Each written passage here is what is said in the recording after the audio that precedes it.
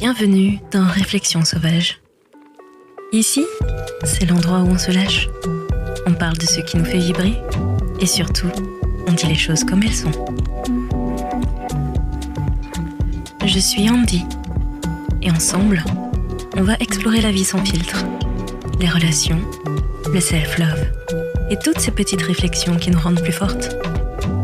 Installe-toi confortablement, prends un café, un thé ou un verre de vin et prépare-toi à des discussions 100% vraies, pleines de rire et de réflexion. Allez, c'est parti. Réflexions sauvages, let's go.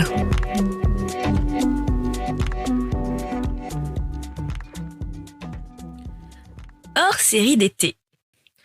Pourquoi à 8000 km de chez nous, on a soudainement l'impression d'avoir compris la vie? J'ai une question. Une vraie question.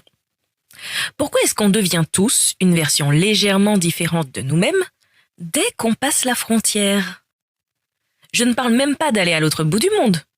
Parfois, il suffit de faire 2 heures de train, tu quittes ta ville, tu arrives dans un nouvel endroit, et soudain, tu deviens cette personne qui commande un café sans regarder son téléphone, tu marches plus lentement, tu souris plus facilement aux gens, tu te lèves tôt, volontairement, tu trouves qu'un marché local est une activité extraordinaire, alors que chez toi, tu passes devant le marché tous les samedis sans même tourner la tête.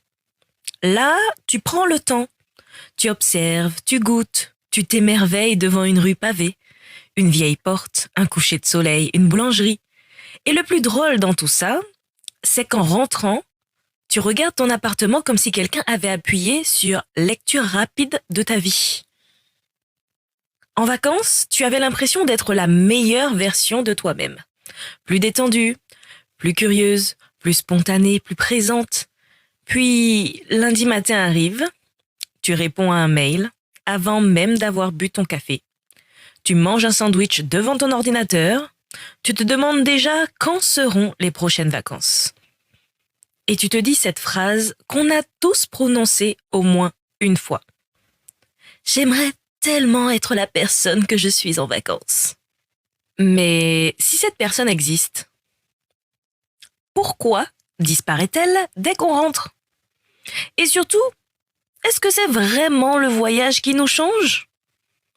Ou est-ce qu'il révèle simplement une partie de nous qu'on oublie le reste de l'année?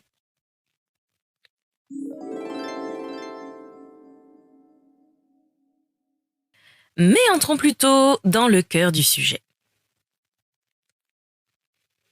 Je crois qu'on idéalise énormément les voyages. On dit souvent « les voyages forment la jeunesse, voyager ouvre l'esprit, pars, tu reviendras changé ». Et franchement, il y a un peu de vrai. Mais pas forcément pour les raisons qu'on imagine. Parce que quand on voyage, on ne change pas de personnalité finalement. On change de contexte. Et ça change absolument tout. Chez nous, notre cerveau fonctionne presque en pilote automatique. On se lève, même trajet, même boulangerie, même bureau, même salle de sport, même supermarché, même café, même voisin qui promène son chien à 18h12. On ne regarde plus vraiment autour de nous. Notre cerveau économise son énergie. Il connaît déjà le décor. Alors, il n'y prête plus vraiment attention. Et c'est tout à fait normal. Imaginez devoir redécouvrir votre salle de bain tous les matins. Ce serait épuisant. Mais quand on voyage, tout redevient nouveau. Les odeurs, les panneaux, les langues, les transports, les plats, les visages. Même acheter une bouteille d'eau peut devenir une aventure. Et notre cerveau adore ça. Parce qu'il est obligé de ralentir, il observe davantage, il est plus attentif, plus curieux. En réalité, on n'est pas devenu une meilleure personne. On est juste devenu une personne plus présente. Et il y a une énorme différence. Puisqu'il y a quelque chose d'encore plus drôle, c'est qu'en vacances, on devient incroyablement courageux. On goûte des plats qu'on n'aurait pas forcément commandés chez nous. On engage la conversation avec des inconnus, oui. On prend un bateau, on loue un scooter, on grimpe jusqu'à un point de vue, on danse dans un bar alors qu'on déteste danser au mariage. On ose des choses. Et pourquoi ? Parce qu'on se répète une phrase magique. Je suis en vacances. Et cette phrase justifie absolument tout. Dormir jusqu'à 10 heures ? Je suis en vacances. Manger une glace à 11 heures du matin ? Je suis en vacances. Commander un deuxième dessert ? Je suis en vacances.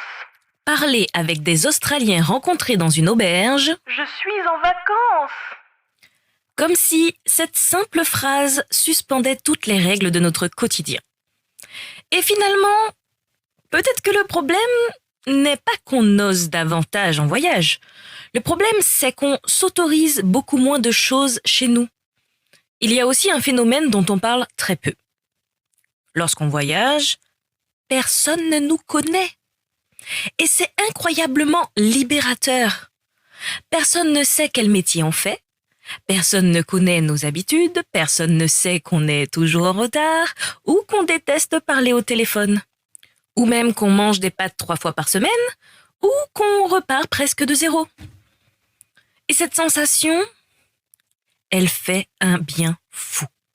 Parce qu'on n'a plus besoin de correspondre à l'image que les autres ont de nous. On peut juste être. Et parfois, ça suffit pour avoir l'impression d'être quelqu'un de complètement différent. La minute réflexion sauvage. Il y a une phrase qui me fait toujours sourire. Je me suis retrouvée en voyage. Je comprends ce qu'elle veut dire. Mais je crois qu'elle est un peu trompeuse. Parce qu'on ne se retrouve pas vraiment en voyage. On s'écoute juste davantage. On retire simplement tout le bruit, les notifications, les habitudes, les obligations, les horaires, les « je ferai ça demain ». Et tout d'un coup, on entend enfin cette petite voix qu'on couvre toute l'année. Celle qui nous dit « Regarde comme c'est beau, va marcher encore un peu, prends ton temps, commande ce plat qui te fait envie, discute avec cette personne, entre dans cette librairie ». Ce qui est fou, c'est que cette voix existe aussi quand on est chez nous. Mais simplement, elle parle beaucoup moins fort que notre agenda. Et peut-être que le voyage n'est pas une transformation. Peut-être que c'est juste une parenthèse où on s'autorise enfin à écouter cette version de nous-mêmes. Alors la vraie question devient, pourquoi attend-on de partir à l'autre bout du monde pour s'autoriser à vivre un peu différemment ? Pourquoi faut-il un billet d'avion pour regarder un lever de soleil ? Pourquoi est-ce qu'on prend le temps de visiter les petites rues d'une ville inconnue, mais jamais celle de notre quartier ? Pourquoi photographie-t-on une porte colorée à Lisbonne, alors qu'on ne remarque même plus les détails de la ville où on habite ? Et si le voyage nous apprenait finalement une seule chose ? À regarder. Pas seulement à regarder ailleurs, à regarder mieux, vraiment, plus profondément.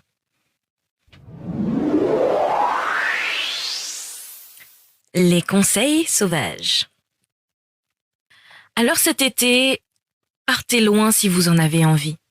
Découvrez de nouveaux pays, de nouvelles cultures, goûtez des choses improbables, perdez-vous dans les ruelles, collectionnez les couchers de soleil. Mais en rentrant, essayez de ramener votre curiosité. Ramenez autre chose que des magnettes.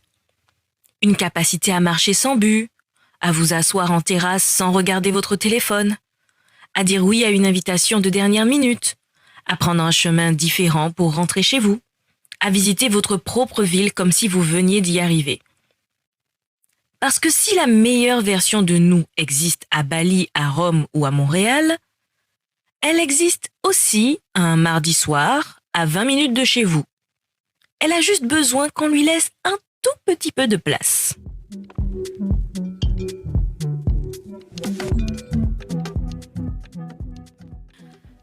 Alors, pourquoi partir loin nous donne-t-il parfois l'impression d'être une meilleure version de nous-mêmes?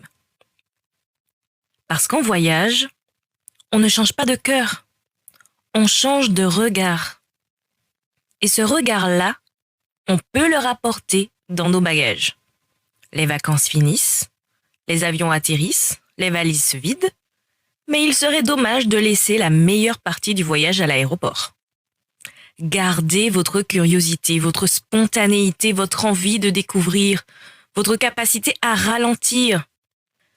Parce qu'au fond, la meilleure version de vous-même n'habite pas dans un pays précis.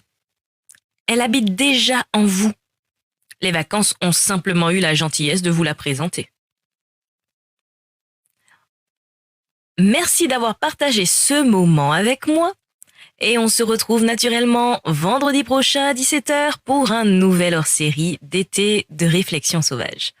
En attendant, prenez un chemin différent, levez les yeux un peu plus souvent et souvenez-vous, il n'est pas toujours nécessaire de changer de pays pour changer de perspective. Bisous sauvages et à très vite.